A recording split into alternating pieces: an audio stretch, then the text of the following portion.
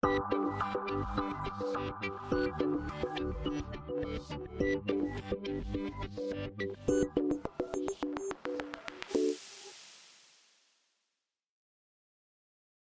já foram, em algum momento da história, profissões tidas como essenciais. Datilógrafos, telefonistas e até vendedores de enciclopédia desempenharam papéis importantes lá atrás. Mas, com o tempo, essas funções foram extintas. Perderam espaço para a tecnologia e a inovação. No Repórter Justiça desta semana, a gente traz curiosidades sobre profissões do passado, mostra o que tem sido tendência nos dias de hoje no mercado de trabalho e revela o que esperar para o futuro. Década de 70, auge das máquinas de escrever. As empresas exigiam precisão. Para ser contratado, não bastava ter um curso de datilografia. Tinha que ser datilógrafo com velocidade e com habilidade para manusear tantos modelos de equipamentos. E é aí que o Jonas entra na história.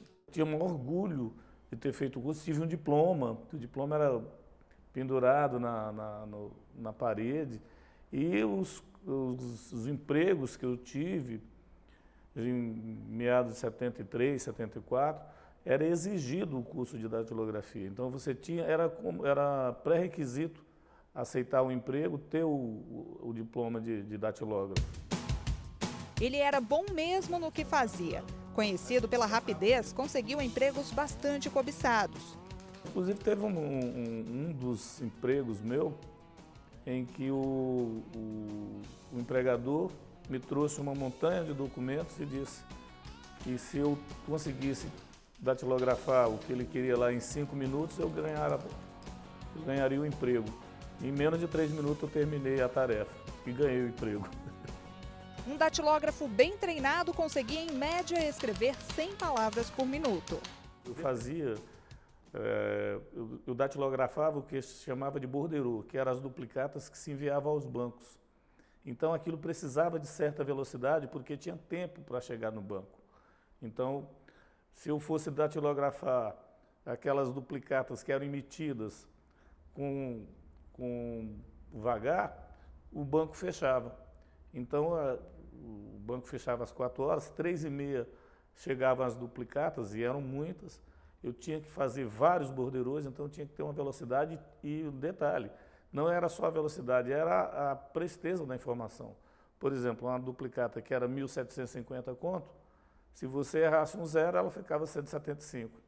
Então, era o precursor do computador, né? Era uma coisa muito séria, para dizer assim, para quem exercia a profissão direta como eu. Não demorou muito e esse modelo se mostrou defasado. Era hora de dizer adeus às máquinas ultrapassadas e dar as boas-vindas aos mini laptops e computadores de última geração. Com o fim da carreira de datilógrafo, surgiu uma profissão bem mais moderna, a de digitador. Só que os avanços na tecnologia são tão grandes que essa função também já está com os dias contados. Hoje nós já temos programas em que você não mais digita, você só fala e ela digita por você, a máquina digita por você. Então a tecnologia realmente, o avanço é muito grande e traz muitas... essas novidades sempre vêm para ajudar. É muito interessante você fazer um texto e procurar uma referência dentro da própria máquina. Você ali, sem sair do texto, você traz, vê a referência, vai buscar, coloca dentro do texto. Isso era impossível com a máquina de escrever.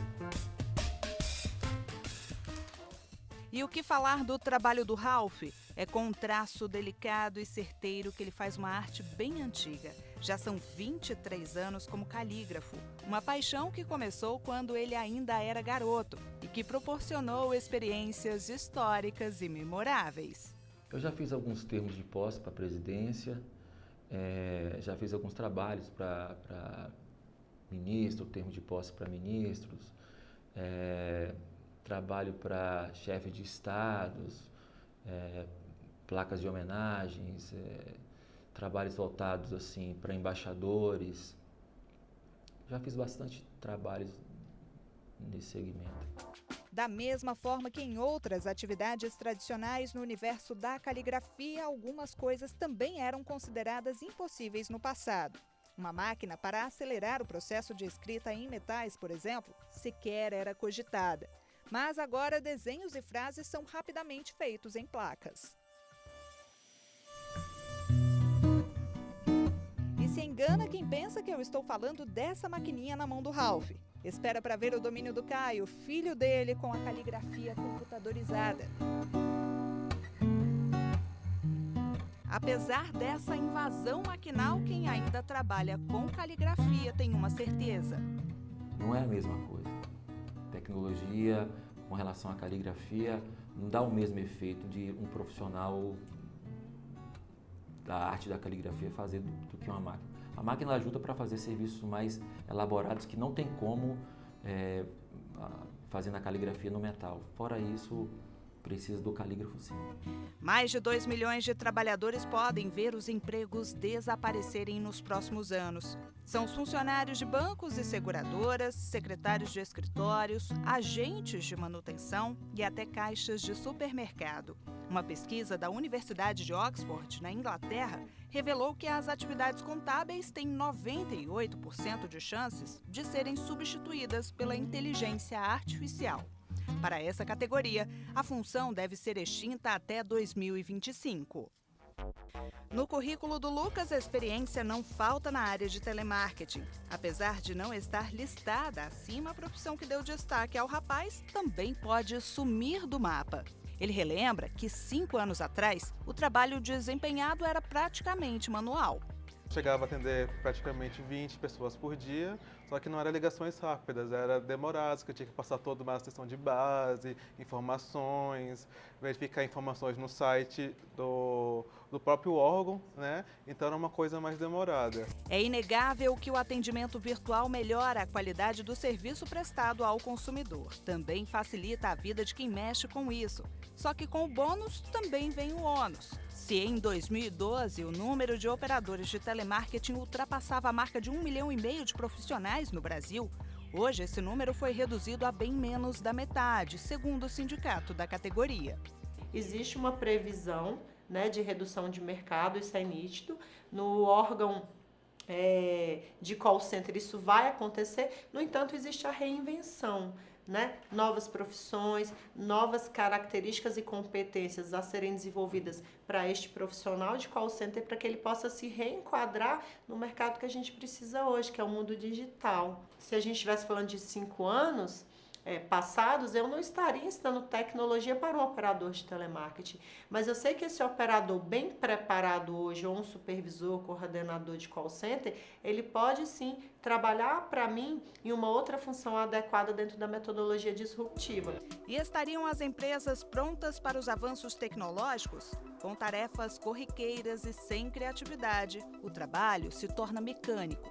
O curioso é que essa previsão foi feita no passado por Charlie Chaplin. Em tempos modernos, vários operários da Revolução Industrial acabavam dominados pelas máquinas. Era a troca do trabalho artesanal pelo trabalho em série. Chaplin, que interpretava Carlitos, fazia todos os dias sempre a mesma coisa. Agia no automático. Algumas coisas são possíveis de prever. Não dá para prever totalidade como o futuro será em quanto tempo.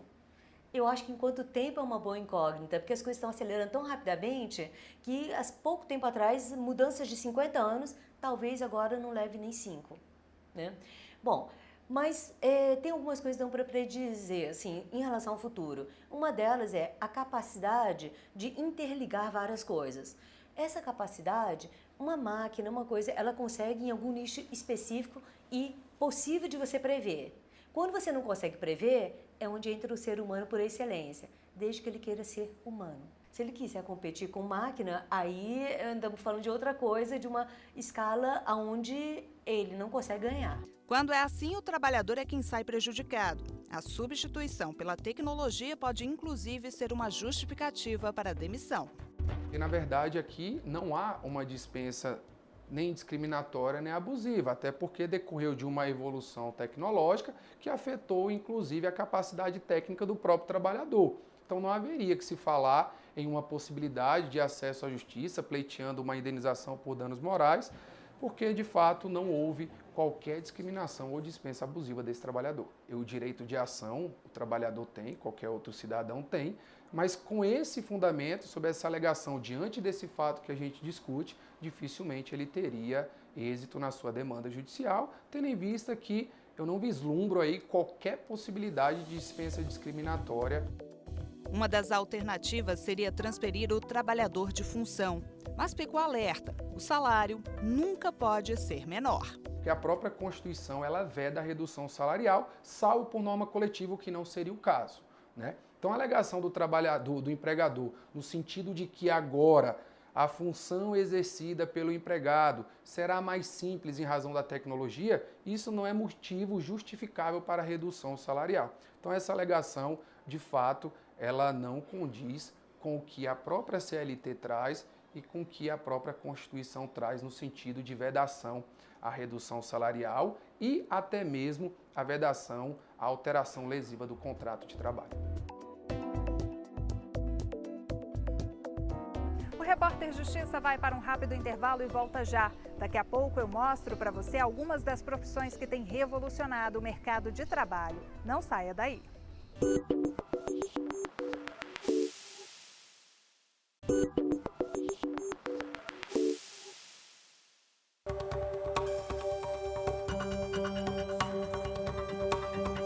Estas máquinas aí podem até ter sido criadas na década de 1980. Equipamentos do passado? Nada disso. Estamos vivendo no presente, já pensando no futuro que se aproxima numa velocidade antes inimaginável. O André é formado em desenho industrial, ou melhor, em design de produto. Nova nomenclatura para um curso não tão velho assim. É craque na impressão 3D. Nesta FabLab, pequena oficina que oferece fabricação digital, domina técnicas modernas. No computador, ele programa o que quer e em pouco tempo vê o resultado ali na máquina. Embora muita gente ache que o design ele seja apenas em você deixar as coisas bonitas e tudo mais, ó, grande parte do design é a metodologia por trás do seu projeto. Então, para você propor novas soluções, inovações, adequar a solução do problema que você está resolvendo ali para um problema atual e que vai, né, conseguir durar muito tempo, é necessário, extremamente necessário estar sempre atualizado, né? Seja em questão de metodologia e principalmente nas ferramentas que tem disponível, né? Então, seja num software, num maquinário, no meu caso, de design de produto, que a gente está sempre produzindo alguma coisa, né? Então, você ter uma noção e saber operar, né? Saber como passar o seu projeto para as máquinas, ter uma noção de como isso funciona, isso ajuda muito, até porque as máquinas que a gente faz aqui, as máquinas de fabricação digital, elas estão para acelerar o processo. Para se garantir no mercado, é preciso ser rápido e estar em constante atualização. O Bruno cursou engenharia, mas foi no trabalho com a madeira que ele se realizou profissionalmente. E é claro que o maquinário está sempre ali do ladinho dele. O mundo é cada vez mais dependente de tecnologia e no momento que você conhece como ela funciona, você aprende a fazer sua própria tecnologia, você meio que se liberta de depender de outras pessoas e outras entidades para desenvolver as coisas e alcançar seus sonhos. Em até 10 anos, cerca de 30 novas ocupações devem surgir.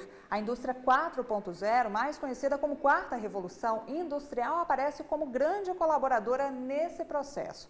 Uma das profissões do futuro é a de engenheiro de corte. É ele o profissional responsável por operar um programa como este e que garante, por exemplo, a impressão em 3D. Qualquer semelhança não é mera coincidência com o trabalho já desenvolvido pelo André e pelo Bruno. E quem está correndo atrás de uma inserção nessa nova carreira é o Pedro. Músico, começou a ver na profissão a falta de possibilidades. Agora, está investindo num futuro, digamos assim, mais tecnológico. Trabalhar aqui, para mim, é um aprendizado todo dia. Todo dia você está aprendendo alguma coisa. seja de design, seja de corte, seja de material. Então, eu não me vejo fora daqui por um bom tempo. Aqui no Brasil, o Serviço Nacional de Aprendizagem Industrial confirma a tendência de revolução e acredita na criação de novas profissões em pelo menos 8 áreas. São os seguintes setores: automotivo, de alimentos e bebidas, têxtil e de vestuário, químico e petroquímico, de petróleo e gás, de máquinas e ferramentas, de tecnologias da informação e comunicação e da construção civil. O Gilberto tem se aperfeiçoado. Nós fomos conhecer a Casa Inteligente, um lugar criado por ele e outros rapazes. Sejam bem-vindos à Casa Inteligente. Em 36 metros quadrados de espaço otimizado. É num container que 2 pessoas podem morar.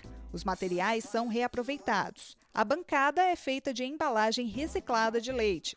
No quarto, lugar para uma cama escondida e para uma cadeira que, em questão de segundos, vira mesa também. E o que dizer do banheiro? Dá até para ouvir música enquanto se toma banho. Dá para tomar um banho bem tranquilo.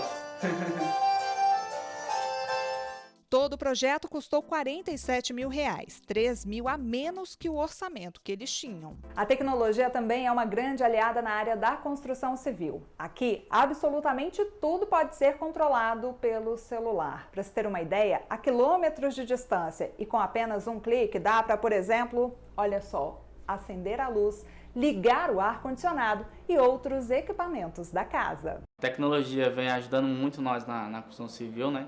Em todas as áreas em geral. Então, isso vem a cada dia mudando no nosso futuro. Agora, professor de adolescentes que começaram como ele, Gilberto tem consciência de que o aperfeiçoamento é necessário e importantíssimo. Se não aperfeiçoar, fica para trás, né? Agora vindo aí a indústria 4.0, tem que estar bem preparado para tudo que vier. Tem mesmo, Gilberto, é o que garante esta consultora de recursos humanos. Na realidade, o profissional, ele mesmo inserido no mercado de trabalho, ele precisa se atualizar constantemente, porque a velocidade das mudanças, ela é muito maior do que era no passado. Então, hoje, exatamente por causa das tecnologias, novas demandas vão surgindo, novas demandas da própria sociedade e novos produtos vão sendo desenvolvidos. Muda a forma como a gente se relaciona com o trabalho, com o consumidor, com a sociedade. Para que uma nova profissão seja considerada, é preciso que ela entre para a Classificação Brasileira de Ocupações do Ministério da Economia. É a partir daí que os trabalhadores vão se sentir amparados e valorizados. As inclusões de carreiras na CBO têm gerado, segundo a pasta, mais visibilidade tanto para as categorias profissionais quanto para os funcionários. A gente tem que ver que tem muitas coisas sendo agregadas ao trabalho. Eu não preciso descartar o que eu faço hoje, mas eu preciso entender que aquilo que eu faço hoje pode ter um resultado melhor se eu conseguir agregar valor a essas novas tecnologias que estão surgindo e estão, de uma certa forma, vindo para facilitar a nossa vida, né? Para a gente prestar um serviço melhor e para nós, como cidadãos, também recebermos, né, uma resposta melhor do mercado.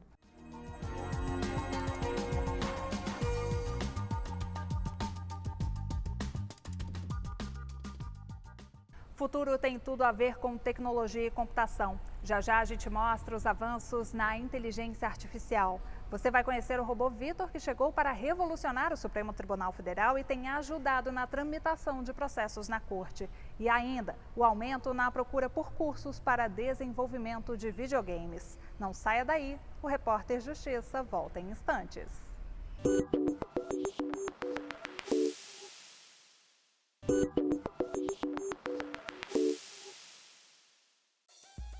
No universo de quem trabalha com inteligência artificial, o futuro está mais próximo do que nunca. O Supremo Tribunal Federal não fica de fora da era tecnológica. Agora o Repórter Justiça apresenta para você o Vitor. O nome do robô é uma homenagem ao ex-ministro Vitor Nunes Leal. É visto hoje como a ferramenta mais complexa do judiciário brasileiro. Só para se ter uma ideia, ele separa e classifica as peças processuais mais usadas pela corte e identifica os temas de maior repercussão. O nível de precisão ultrapassa os 80% e pode atingir até 95% dos casos pesquisados.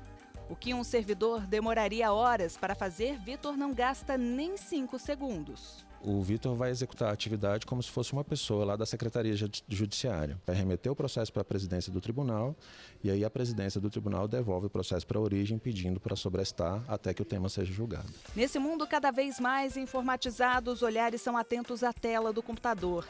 Desde pequeno, Saulo é fanático por videogame. O passado influenciou na escolha da profissão. Formado em ciência da computação, ele é também desenvolvedor de games. Desde muito cedo com computador em casa, né? Desde que me lembro, a gente já tinha computador em casa, eu tinha esse interesse de mexer, de criar coisas no computador. E isso foi crescendo. Aos 11 anos fiz esse curso de programação e descobri um novo mundo, assim, uma possibilidade de criar coisas novas, né? Sempre tive esse espírito bem criador, assim.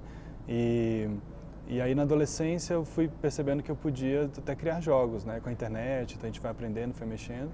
E aí aos 18 anos decidi fazer Ciência da Computação, né? Que foi um curso que eu escolhi justamente para me capacitar e me profissionalizar nessa possibilidade de criar jogos.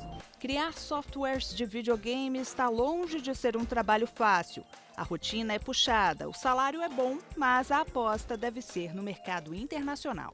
No Brasil, ele ainda é uma indústria pequena, assim, se você comparar a outras, né, de entretenimento, etc. Mas vem crescendo muito todos os anos, né?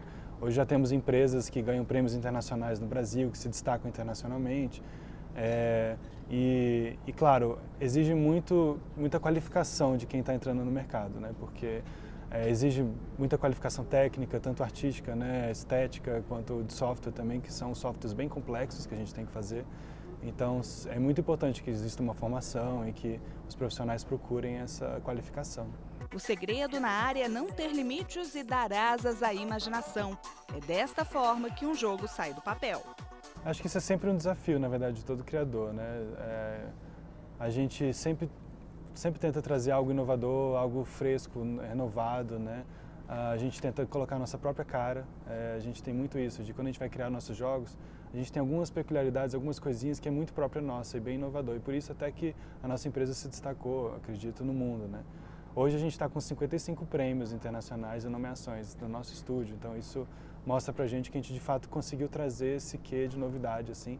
Eu acho que o brasileiro tem muito disso também, né? E se o Saulo foi para a área dos games ainda na adolescência, com o Caio esse caminho foi um pouco diferente. Eu vim dessa parte de gestão e caí de paraquedas dentro de como é produzir uma equipe de desenvolvimento de jogos, o que é uma equipe de desenvolvimento de jogos, quais peças se encaixam para a gente poder criar no final um produto de entretenimento que as pessoas queiram fazer, queiram jogar, queiram se fidelizar à marca. Eu sempre tive muito mais contato com a parte de empreendedorismo, eu sempre gostei muito dessa parte. Desde novo eu já trabalhava muito com isso, gincanas, dinâmicas, escola, e aí a escolha pela administração no curso superior foi muito natural nesse sentido. E sempre tive alguma afinidade com tecnologia, jogo desde pequeno, então eu sou da geração que já cresceu jogando videogame, e aí acabou que essas coisas se atrelaram nesse convite que eu recebi para vir trabalhar numa empresa, abrir uma empresa de jogos, de desenvolvimento de jogos. Era uma área que eu não conhecia, é uma experiência que eu não tinha, de entender que no Brasil já era possível criar jogos naquela época. Deu para perceber que fazer videogame não é bem uma brincadeira, né? Mas é claro que a diversão existe. O processo de criação começa com a ideia. Depois do roteiro, tecnologia e técnica são exigidas para que dê tudo certo. Esse mercado tem sido tão promissor que muitas faculdades têm investido no curso superior de produção de games, função que tem tudo a ver com o presente e com o futuro. No nosso caso, o objetivo é muito mais referente a um game designer. Então, o aluno sai daqui conhecendo todo o processo no desenvolvimento, desde a concepção da ideia, o roteiro, a mecânica de jogo, né? Todo o coração do jogo ele vai aprender. Além disso, o grande diferencial, no nosso caso, é que ele sai com um projeto de jogo a cada semestre. E isso ele vai crescendo de forma progressiva. Então, ele começa desenvolvendo um jogo 2D, vai para um jogo 3D, um jogo com uma história mais elaborada. Então, com isso, a gente vai fazendo com que o aluno ele vai crescendo de forma progressiva. O professor ainda dá uma dica preciosa. Com esforço e compromisso, o universitário pode conseguir facilmente um espaço nesse mercado de trabalho que está constantemente em expansão. Falando-se do Brasil, você, na verdade, hoje, como profissional ou uma empresa desenvolvedora de games, você pode ter o objetivo em trabalhar em diversas funções. Então, vamos supor que você pode ser uma empresa dedicada somente à publicidade e marketing. Então, você vai desenvolver Adver Games. Você pode trabalhar com Serious Games, são projetos mais direcionados à educação, né, a treinamentos ou entretenimento. Então, você consegue ter a possibilidade de acordo com o que é o seu perfil, com que você tem um perfil profissional que você quer alcançar com a sua empresa, caso você seja um empreendedor. O Repórter Justiça desta semana termina aqui. Para rever esse e outros programas, basta acessar o nosso canal no YouTube, que aparece aí na sua tela. Para enviar uma sugestão de reportagem, o nosso e-mail é reporterjustiça@stf.jus.br. Obrigada pela companhia de sempre e até a próxima semana.